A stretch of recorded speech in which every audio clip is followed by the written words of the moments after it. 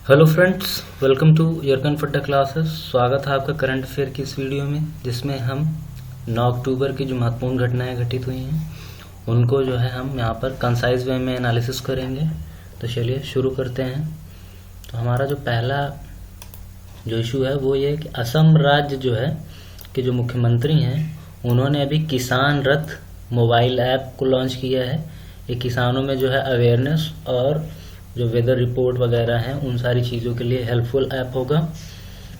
अगला है आरबीआई ने जो जम्मू कश्मीर बैंक के चेयरमैन और प्रबंध निदेशक हैं सीएमडी हैं आर के छिब्बर का जो कार्यकाल है 6 महीने के लिए बढ़ा दिया है। इस वजह से ये चर्चे में है।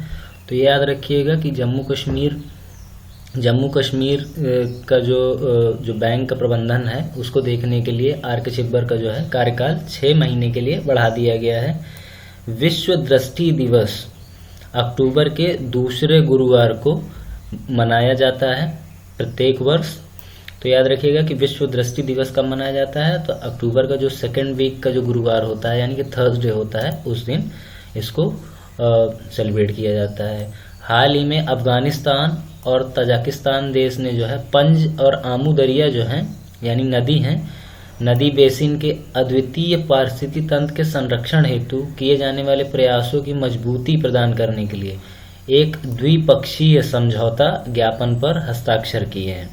ठीक है, तो अफगानिस्तान और ताजिकिस्तान ने जो है पंज और आमू दरिया पर जो है ये मतलब कि इकोसिस्टम को कंजर्व करने के लिए जो है एग्रीमेंट जो है साइन किए हैं या हस्ताक्षर किए हैं। किन किन देशों ने? अफगानिस्तान और ताजिकिस्तान ने।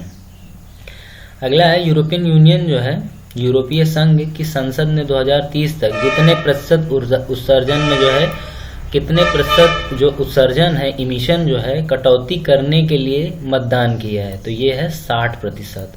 60% एक बड़ा जो है परसेंटेज है इस मामले में, इसलिए ये काफ़ी चर्चे में है। अगला है फोर्ब्स की तरफ से जारी रैंकिंग में जो लगातार 13वें साल भारत के सबसे अमीर लोगों की सूची में पहला स्थान प्राप्त हुआ है। तो बहुत ही कॉमन है, ये सबको लगभग पता है। तो मुकेश अंबानी जो हैं 13वें साल जो हैं नंबर 1 पे हैं इंडिया के रिचेस्ट पर्सन की लिस्ट में। आगे देखते हैं हम लोग। हाल ही में जिस केंद्रीय मंत्री एवं एलजेपी नेता का 74 वर्ष की उम्र में बीमारी के कारण निधन हो गया, तो ये जो है बिहार की पॉलिटिक्स के जो कद्दावर नेता थे जिनका नाम था रामविलास पासवान, उनकी डेथ हो गई। और ये जिस पार्टी संबंध रखते थे वो एलजेपी पार्टी थी, वो एक स्टेट पार्टी है, ये याद रखिएगा आप। विश्व बैंक ने चालू वित्त वर्ष में सकल घरेलू उत्पाद में कितने प्रतिशत गिरावट का पूर्व अनुमान लगाया है? ये इनका प्रोडिक्शन है। प्रोडिक्शन जो है वो क्या है? 9.6%। 9.6% जो है इनका प्रोडिक्शन है कि जो जीडीपी है सकल घरेलू उत्पाद का, ठीक है, फाइनेंशियल ईयर का, उसमें कितनी गिरावट होगी? 9.6% की गिरावट होगी। युद्ध सेवा मेडल यानी कि वॉर सर्विस मेडल पाने वाली पहली महिला जो बनी है, अभी ये चर्चे में, इनका नाम है मिंटी अग्रवाल। मिंटी अग्रवाल को जो है युद्ध सेवा मेडल मिला है और वो पहली महिला है जिन्हें ये मिला है। विश्व डाक दिवस अभी जो है सेलिब्रेट किया गया है 9 अक्टूबर को। 9 अक्टूबर को जो है विश्व डाक दिवस यानी कि वर्ल्ड पोस्ट डे जो है मनाया जाता है प्रत्येक साल 9 अक्टूबर। अगला है स्विट्जरलैंड वर्ल्ड इकोनॉमिक फोरम जो है WEF जो है जनवरी के अंत में दावोस के बजाय मई में जो है ल्यूसन जो जगह है वहाँ पर इस बार जो है इसकी समिट ऑर्गेनाइज होगी। तो याद रखिएगा कि जो वर्ल्ड इकोनॉमिक फोरम है उसकी प्रत्येक साल जो सेलिब्रेट किया जाता है या जो ऑर्गेनाइज किया जाता है, इसका जो समिट है वो दावोस में किया जाता था, लेकिन इस बार जो है जनवरी से टाइमिंग भी चेंज करके मई में कर दी गई है और जो जगह है वो क्या है? ल्यूसन कर दी गई है। ल्यूसन में इस बार ऑर्गेनाइज किया जाएगा वर्ल्ड इकोनॉमिक फोरम की समिट को। प्रधानमंत्री मोदी ने जो है कोविड-19 के उचित व्यवहार पर जन आंदोलन की शुरुआत की है। उचित व्यवहार से मतलब ये है कि पब्लिक में जो पब्लिक अवेयरनेस की बात हो रही है, सोशल डिस्टेंसिंग वगैरह है उसको फॉलो करने के लिए, मास्क लगाने के लिए और भीड़ भाड़ वाली जगह में न जाने के लिए, जो भी नॉर्म्स हैं जिससे ज़्यादा से ज़्यादा लोगों को प्रोटेक्ट किया जा सके कोविड-19 से, तो उसके लिए जो है ये जन आंदोलन की शुरुआत की है, जिसके माध्यम से लोगों से मास्क पहनने, हाथ धोने और सामाजिक भेद का जो है पालन करने का आग्रह किया गया है। केंद्रीय मंत्री जो थावरचंद गहलोत हैं, उन्होंने आभासी जो वर्चुअल होता है international conference on mental health looking beyond कोविड-19 का उद्घाटन किया है। किसने किया है? ये जो केंद्रीय मंत्री हैं थावरचंद गहलोत हैं, उन्होंने किया है।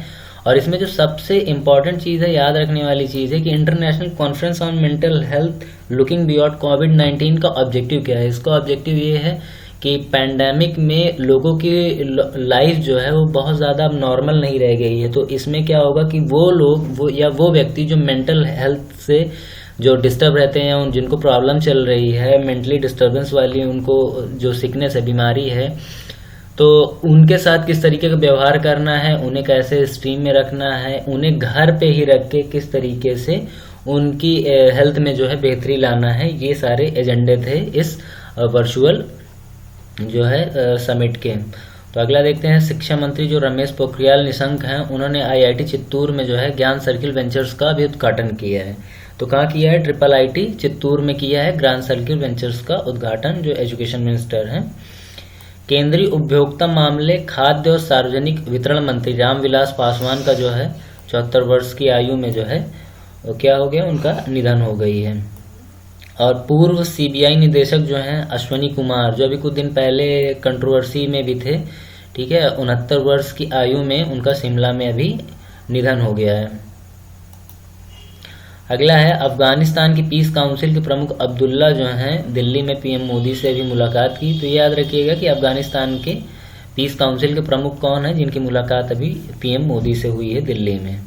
तो उनका नाम क्या है? अब्दुल्ला है। भारतीय वायुसेना दिवस जो है 8 अक्टूबर को इस बार सेलिब्रेट किया गया है, जो प्रत्येक वर्ष मनाया जाता है। अब हमारे 3 लास्ट के जो इशू हैं उनको हम लोग देख लेते हैं। वित्त वर्ष जो 2021 में भारतीय अर्थव्यवस्था में 6% का जो है संकुचन आएगा, यानी कि जो इंडियन इकॉनमी है 6% कम हो जाएगी, या उसमें क्या होगा कि डिप्रेशन आएगा। और ये रिपोर्ट जो है अभी हाल ही में जारी की है। किसने जारी की है? वर्ल्ड बैंक ने जारी किया है। जो इंडियन गवर्नमेंट है उन्होंने अभी राजेश्वर राव को जो है RBI का डिप्टी गवर्नर नियुक्त किया है। तो याद रखिएगा, वेरी इंपॉर्टेंट पर्सन की लिस्ट में जो है राजेश्वर राव को RBI का डिप्टी गवर्नर नियुक्त किया गया है। और लास्ट हमारा जो टॉपिक है वो ये है कि न्यू डेवलपमेंट बैंक जो है, ब्रिक्स का जो बैंक है, ठीक है, ब्रिक्स जो ऑर्गेनाइजेशन है उसका ये बैंक है। तो न्यू डेवलपमेंट बैंक ने क्या किया? दिल्ली, गाजियाबाद, मेरठ जो क्षेत्रीय रैपिड ट्रांजिट सिस्टम है, जिसे RRTCS भी बोला जाता है, मुंबई मेट्रो के लिए जो है $741 मिलियन जो है इंफ्रास्ट्रक्चर डेवलपमेंट के लिए अभी स्वीकृत किए हैं। तो याद रखिएगा $741 मिलियन किसने स्वीकृत किए हैं? तो वो न्यू डेवलपमेंट बैंक ने किए हैं। और ये बैंक इनका है, ये ब्रिक्स बैंक वालों का, ब्रिक्स ग्रुप का बैंक है ये न्यू डेवलपमेंट बैंक।